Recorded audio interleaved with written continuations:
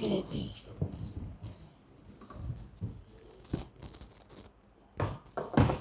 थोड़ा सा बताना आज की प्रेस कॉन्फ्रेंस के बारे में। Good afternoon. पिछली ब्रीफिंग जो फ्राइडे को हुई थी उसके बाद दो मेजर डेवलपमेंट्स हुई हैं। एक जो ऑक्सीजन जनरेशन प्लांट है वो हमारा कमीशन हुआ है डोडा में 750 एलपीएम का, और इस समय जो बेड्स ऑक्यूपाइड हैं हमारे पास वो सभी के सभी ऑक्सीजन जनरेशन प्लांट पे पूरी तरह डिपेंडेंट हो गए हैं। ऑक्सीजन जनरेशन प्लांट आने की वजह से जो हमारा बैकअप अरेंजमेंट्स है वो भी स्ट्रेंथन हो गया है। जो हमारे सिलेंडर्स हैं डी टाइप और बी टाइप के सिलेंडर्स हैं वो पूरे स्टॉक में पूरे फुली अवेलेबल है। तो जब भी कहीं दिक्कत आएगी स्विच ओवर करना हो तो हमारे पास बैकअप अरेंजमेंट्स अवेलेबल हैं।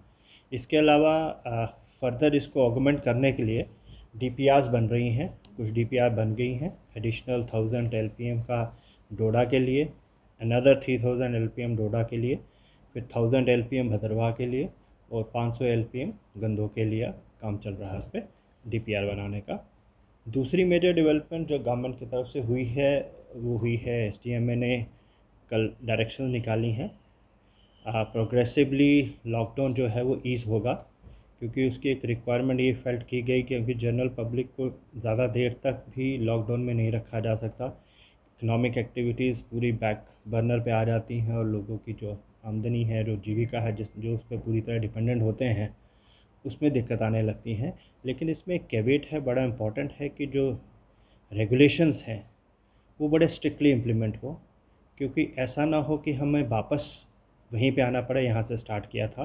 तो उसमें लोगों की बड़ी रिस्पॉन्सिबिलिटी है कि वो इस चीज़ को बड़े रिलीजियसली फॉलो करें। जो हमारा कोविड अप्रोप्रिएट बिहेवियर है, मार्केट में जिस तरह आ रहे हैं और जो दुकानें वगैरह हमारी खुलेंगी उसका मैं शेड्यूल थोड़ी देर में आपके पास रिवील करूँगा। कल हमने देर रात ऑर्डर निकाला था उसका। तो उसमें लोगों का बड़ा इम्पॉर्टेंट है कि इसको अच्छे तरीके से रेगुलेट करें, मास्क पहनें, सोशल डिस्टेंसिंग रखें, और ये जो फैसिलिटी गवर्नमेंट की तरफ से एक्सटेंड की गई है इसको अच्छे तरीके से अच्छे स्पिरिट में यूटिलाइज़ हो, ना कि ये एक मिसयूज़ हो जाए। तो वो बड़ा इम्पॉर्टेंट है।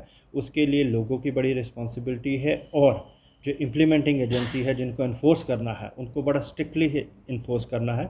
उसके लिए हिदायत दे दी गई हैं मैजिस्ट्रेट्स को, पुलिस को भी कहा गया कि इस समय इस चीज़ को सख्ती से इन्फोर्स करें, क्योंकि सख्ती अगर नहीं होगी, अगर हम ये चीज़ें थोड़ा सा भी यहाँ लैप्स करेंगे तो हम वापस वहीं पोजीशन पे आएंगे जो हमारी एक स्टेबिलिटी की तरफ बढ़ रही है।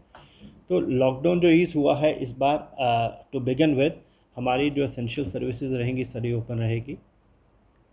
वीकेंड रिस्ट्रिक्शंस कंटिन्यू रहेंगी जो सैटरडे संडे को लगती है, फ्राइडे शाम से शुरू होकर मंडे मॉर्निंग 7 बजे तक।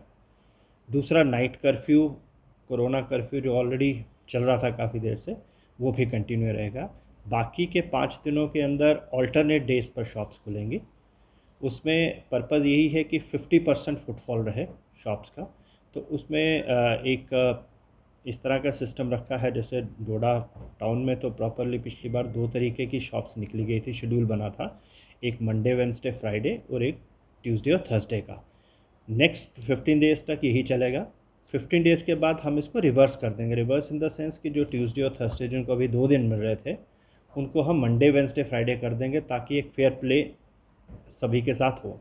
उसके अलावा एक उनको एक ऑप्शन दी गई है बाकी जगहों पे, एसडीएम्स को और एडीसी भद्रवा को, कि अगर अपने एरिया में आपने किसी और तरीके से करना चाहते हैं, लाइक कई जगह ऐसा पाया गया है कि लेफ़्ट और राइट, एक दिन लेफ़्ट वाली खुलेंगी एक दिन राइट वाली खुलेंगी, तो जिस एरिया में जिस तरीके की अच्छी तरीके से इम्प्लीमेंट हो सकता है वहाँ वो करेंगे।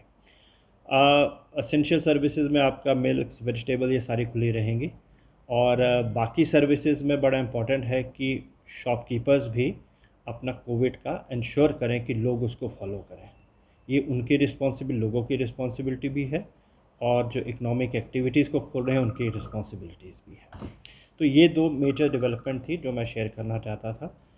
बाकी चीज़ें डोडा में पोजीशन स्टेबिलिटी बनी हुई है, हमारी पॉजिटिविटी रेट कम हो रही है, और हॉस्पिटल्स में जहाँ जहाँ लोग हमारे एसडीएच हॉस्पिटल में भी इस समय, भद्रवाह में भी कुछ लोग हैं, गंदोह में कुछ लोग हैं, और डोडा में 40 के करीब लोग हैं।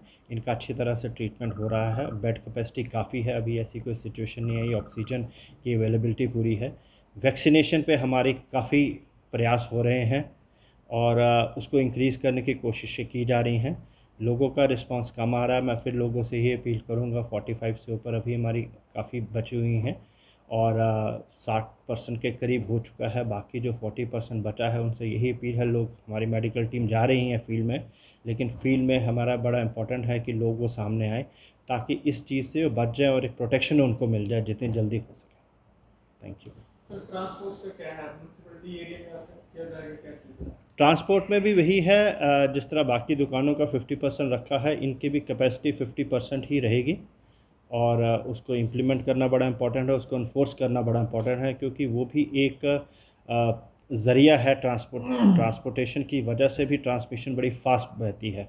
अगर पूरी पूरी गाड़ियाँ भरी भरी हो तो उसमें सोशल डिस्टेंसिंग का नॉर्म वायलेट हो जाते हैं, तो वो भी एक सोर्स है जिसको कंटेन करने की ज़रूरत जो है। अल्टरनेटिव डेज अपने मार्केट में रखे हैं, क्या इसके बीच में कोई टेस्टिंग का कोई बूथ वगैरह लगेगा मार्केट के अंदर, जिस तरह से भीड़ देख रहे हैं कि बढ़ती? टेस्टिंग तो लगातार हमारी चल रही है और टेस्टिंग काफ़ी इंक्रीज़ हुई है और टेस्टिंग के लिए हम इस तरह के बूथ भी लगवाएंगे। सर एक बहुत बड़ी प्रॉब्लम जो है सिटी में हमारे क्रिएट हो रही है, कुछ दिनों से पहले खराब पानी आ रहा है और घरों में लोगों के गंदा पानी पहुंच रहा है, यानी जो कोटी नाले का जो देसा का आना था वो नहीं पहुंच रहा है, वो ऊपर फिल्टर प्लांट में बहुत सारी गंदगी देखने को मिल रही है। बहुत अब सारी पीछे जब बारिशें आई थी तो एक मीटिंग मैंने कन्वीन की थी।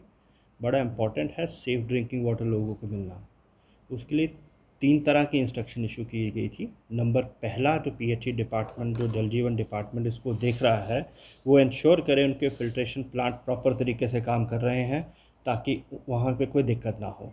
दूसरी, क्लोरीनेशन के लिए इंस्ट्रक्शन दी गई थी हमने मेडिकल डिपार्टमेंट को भी और पीएचई डिपार्टमेंट को भी, ना कि सिर्फ जहाँ सोर्सेज हैं वहाँ पे करिए क्लोरीनेशन और लोगों को भी आप डिस्ट्रीब्यूट करिए। तीसरी चीज़ इंपॉर्टेंट वो कही गई थी कि क्योंकि आपकी कई जगह पे रिपेयर वर्क चलता है, लीकेजेस हैं जिसकी वजह से पानी जो होता है कंटेमिनेट हो जाता है, वो भी हिदायत दी गई है कि वहाँ जहाँ जहाँ पे भी आती है तो पर्सनल रिस्पॉन्सिबिलिटी रहेगी, डिपार्टमेंट भी कंसर्न जेई कंसर्न AW एक्सी ने पूरे डिपार्टमेंट की रिस्पॉन्सिबिलिटी रहे किसी भी एरिया में इस तरह का आती है। तो मेरे पास जहाँ जहाँ से शिकायत आ रही है उसको हम ड्यू कॉग्निसेंस ले रहे हैं। वजह से ना टाइफाइड ज़्यादा बिल्कुल वो ऑलरेडी कॉग्निसेंस लिया गया, ऑलरेडी इंस्ट्रक्शन पास ऑन की गई हैं, तो इसको मॉनिटर करते रहेंगे। सर लोगों को क्या मैसेज होगा आपकी तरफ से? मैसेज यही है कि उन सेक्शंस के लिए, जनरल पब्लिक के लिए लॉकडाउन ईज़ किया जा रहा है। लॉकडाउन इसलिए नहीं ईज़ किया जा रहा है क्योंकि आइडियल सिचुएशन वही थी कि लॉकडाउन चलता रहे और जो कंटेनमेंट मेजर्स हैं उनको स्ट्रेंथन मिले और जल्दी से जल्दी हम इस चीज़ से बाहर आएँ। लेकिन एक बैलेंस्ड अप्रोच के साथ चलना पड़ेगा। हम कितनी देर तक लोगों को घर में नहीं रख सकते क्योंकि उनको भी अपना घर चलाना है।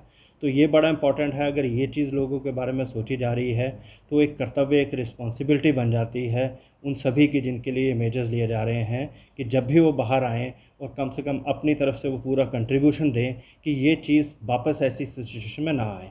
हम अपनी तरफ से पूरे मेजर्स ले रहे हैं, पूरा एरिया मेजर्स ले रहा है, लोग भी कंट्रीब्यूट कर रहे हैं, कोऑपरेट कर रहे हैं, लेकिन इसको और किसी नेक्स्ट लेवल पे ले जाने की ज़रूरत है, बोथ इन टर्म्स जो हमारा कोविड एप्रोप्रिएट बिहेवियर है और एनफोर्समेंट के लिए भी मैंने हिदायतें दी हैं कि एनफोर्समेंट बड़ी ज़रूरी है। स्टिकनेस करना इस समय इसलिए लाजमी हो गया है कि कई लोग जो है प्रॉपर तरीके से इसको नहीं कर रहे हैं, तो उसके लिए बड़ा इंपॉर्टेंट है कि छोटी सी लापरवाही के लिए हम वापस वही फिर से रिवर्ट ना हो जाए। Thank you.